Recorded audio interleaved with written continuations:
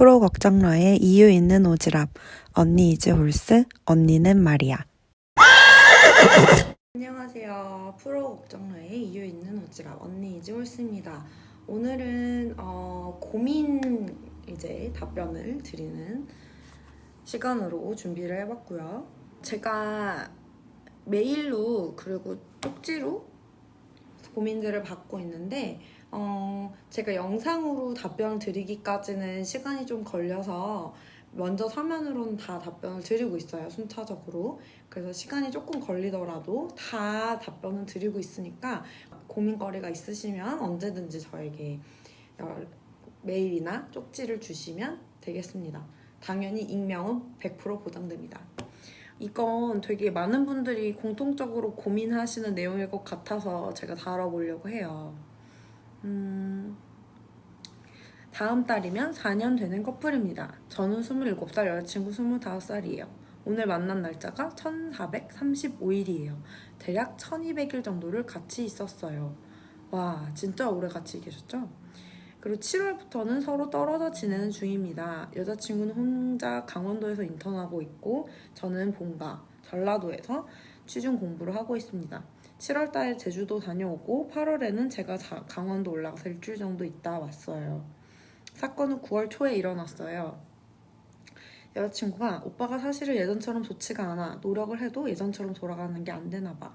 여기 와서 내가 피곤함을 느껴서 그런 건가 싶었는데 그건 이유 중 하나? 권태기가 온 것 같기도 하고 생각할 시간을 가지자고 하기엔 또 내가 너무 미안해서 뭐라고 해야 할지 모르겠어 라고 왔대요. 그리고 이러쿵저러쿵 얘기를 하다가 이제 그만 만나자 라는 얘기를 해서 이제 사연자분이 우리 그래도 4년을 봤는데 얼굴을 보고 이야기하는 게 어때?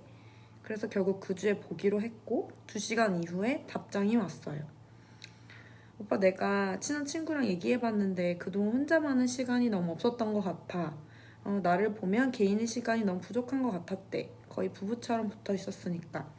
한 달 동안 휴가 보내준다고 생각하고 10월에 다시 만나자 라고 연락이 왔고, 그래서 저는 기다리고 있는 상황이에요. 따지고 보면 그 사이에도 계속 연락을 조금씩 해서 정말 연락 없던 기간은 채 일주일 정도입니다. 그 전에 연락 조금 했는데 왜 못 기다려주나, 뭐 좀 기다려달라 하지 않았냐, 왜 연락했냐 라고 혼났다고 해요. 시간 오래 주면 여자는 생각 바뀐다고 한두 개라도 하라 해서 하신 거래요. 그리고 지난주에 카톡을 보냈는데 내가 라이언 좋아하는데 라이언 접시도 보내주고 여자친구가 오빠를 만나서 정말 다행이야. 너무 고마워. 그래서 우리 헤어지는 거 아니니까 잘 지내고 있어. 이렇게 또 연락이 왔고 간간히 연락은 하신대요. 제가 궁금한 점은 사랑한다고도 하고 다음 달 보기로도 했고 인스타 맛집 보면 태그로 이거 먹자 이야기도 하고 그랬는데 왜 연락은 하지 않는 건가요? 권태기가 오면 기분이 왔다 갔다 하는 건가요? 내일 시험 보는데 완전 망했어요, 이번에. 이렇게 왔어요.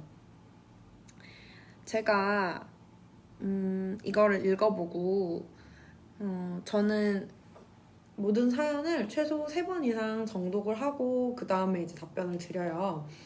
네, 이번 사연도 제가 좀 많이 고민은 하시는 흔적이 느껴지고 또 워낙 길게 오셔서 되게 열심히 읽어봤는데 지금 여자친구분이 굉장히 그 격동의 감정의 파고 속에 있는 것 같아요. 이제 흔히 이걸 권태기라고 하기도 하는데 이거는 어떤 남자분의 잘못이라기보다는 두 연인이 오랫동안 만났고 이제 이렇게 설렘보다는 약간 익숙함과 편안함이 많이 생기다 보니까 이제 좀 나태해지고 권태로움이 생겨서 그런 건데 이게 새로운 자극이 없어서 그럴 수도 있고요. 이제 혼자서 노는 게 새로운 자극이 될 수도 있어요. 근데 이럴 때 가장 좋은 거는 상대방의 감정을 배려를 해주는 거예요. 그리고 이게 오래된 연인 사이에서만 나올 수 있는 바이브, 이제 꾸준함과 성실함, 그리고 이 사람만이 줄 수 있는 편안함을 계속해서 보여주는 거죠. 그래서 지금 내가 혼자 있고 싶다. 그럼 혼자 있는 걸 배려를 하되 나는 너를 기다리고 있고 나는 네가 얼마나 세상에서 귀중하고 소중한 존재인지 알고 있다라는 걸 계속해서 말씀을 해주시는 거죠. 그러면 뭐 물론 인연이 아니면 이대로 끝나게 될 수 있지만 보통의 경우 이렇게 여자분이든 남자분이든 권태기 때문에 힘들어할 때 상대방이 다 남들이 줄 수 없는 무언가를 당연히 4년간 만나오셨으면 만나오실 수 있는 뭔가 이유가 있었을 거예요. 전 사연 보내신 그 남자분이 굉장히 사랑이 많고 그리고 여자친구분에 대해서 막 진심으로 이렇게 그 꾸준한 그런 한결같음을 보여주신 게 느껴지거든요. 근데 이제 그걸 잠시 좀 잊어버릴 수 있어요. 그 만나다 보면. 그래서 그 점을 다시금 상기를 시켜주는 거죠. 그리고 뭐 제가 이제 예시를 아예 보내드렸는데 이제 일주일에 한 번 연락을 하실 때 이런 식으로 말하면 저는 좋을 것 같아요. 누구누구야, 잘 지내고 있어? 나에게 너는 여전히 세상에서 가장 예쁘고 소중한 존재야. 그런 여자친구야.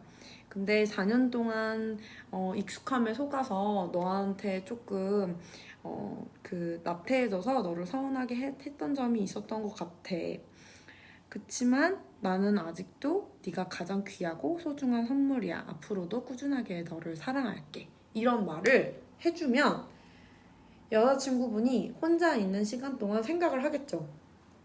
이게 과연 얘가 싫어져서 그런 건가? 아니면 그냥 내가 좀 혼자 좀 시간이 필요했던 건가? 그러면 저는 이렇게 말하는 남자친구라면 당연히 돌아올 수밖에 없을 것 같고 또 반대로 남자친구가 지금 그런 상태다. 그럼 여자분들도 똑같아요. 남자분이 혼자 있을 시간을 주고 그리고 또 한 번씩 내가 여기 있다.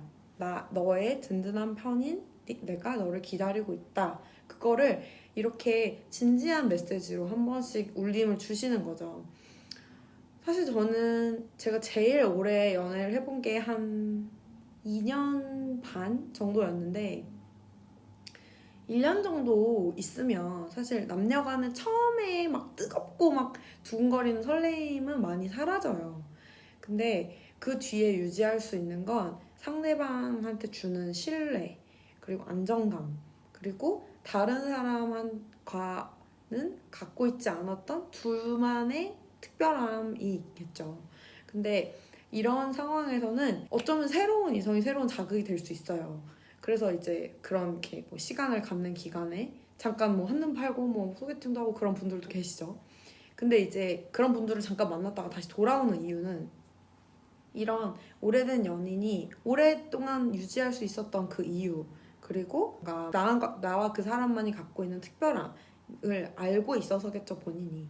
근데 본인이 깨달을 때까지 시간을 주는 것도 좋지만 한 번씩 상기시켜주는 것도 중요하다는 거죠.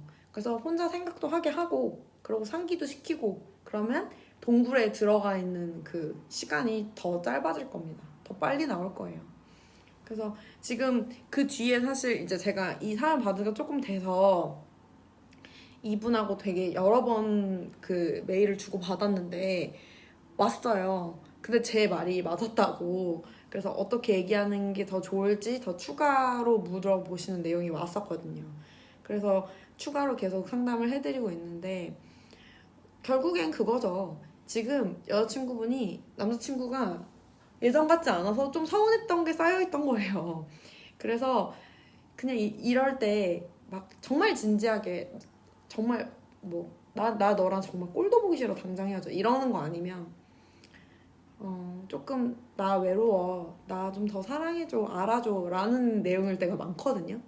그러니까 그럴 때 잘 다독다독 하셔서 예쁜 사랑을 잘 지켜나가시기를 응원하겠습니다. 그리고 다음 사연은 제가 진짜 쪽지 보고 너무 귀여워가지고 막 웃었던 내용인데 연애에서 관련 상담 쪽지 보내봐요. 다니는 학원 같은 반에 관심 가는 여자분이 계신데 반이 수강생도 엄청 많고 수업하고 우르르 들어왔다 나가는 분위기라 말을 걸거나 친해질 계기가 전혀 없어요. 유일한 공통점은 학원 증원 시에 같은 버스를 타는데 같이 탈 때도 있고 시간이 안 맞아서 같이 못하는 경우도 있어요. 요즘 코로나라 대뜸 마스크 낀 채로 말 먼저 붙이기도 조심스럽고 뭐라고 말을 붙일지도 모르겠어요. 이런 경우는 어떻게 해야 가까워질 수 있을까요? 이렇게 보냈어요. 너무 귀엽지 않아요?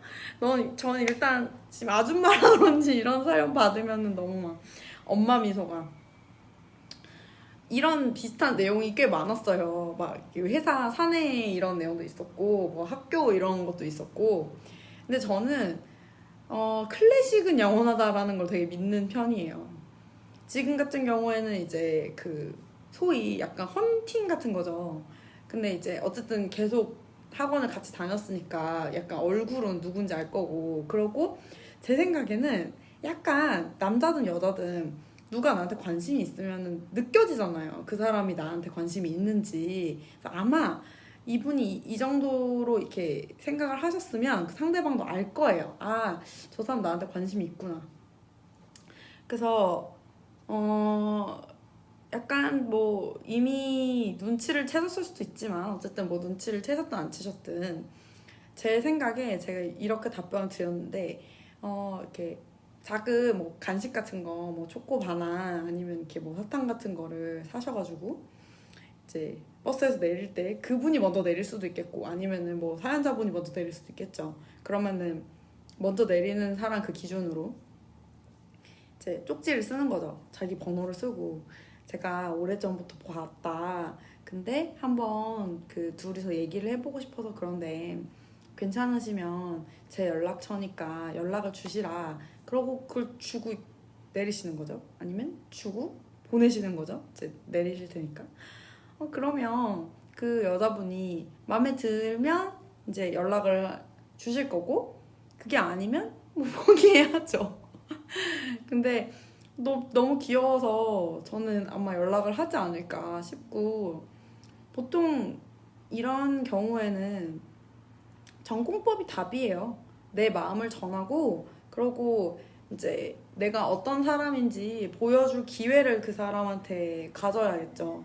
그러면 일단 뭐 그 사람한테 번호를 받는 것보다 내 번호를 주는 게 뭔가 더 저는 이렇게 첫인상이 좋을 것 같아요. 뭔가 신뢰감도 있고.